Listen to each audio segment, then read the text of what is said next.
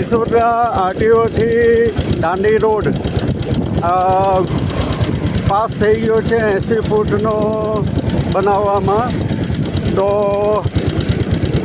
પહેલાંનો જે રોડ હતો એ 30 ફૂટ પહોળો હતો અને એની બોર્ડર ઉપર જે બધા ઝાડવા મહાકાય ઝાડવાઓ હતા એ 80 ફૂટના રોડ બનાવવામાં કટિંગ કરવાની જરૂરિયાત પડતા તમામ ઝાડોને કટિંગ કરી દીધા છે.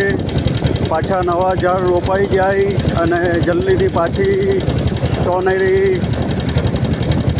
સુંદરતા આવી જાય આ રોડની. ભલે વિકાસ થાય, આપણે વિકાસની સાથે જ છે અને સારી વાત કહેવાય.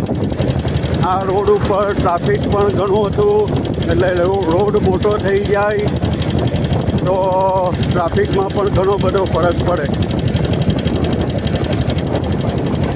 જરૂરિયાત પ્રમાણે ઝાડવા કાપવા પડે છે, ઝાડવા કટિંગ થાય, બધાને જ દુઃખ થાય પણ એ જરૂરી છે.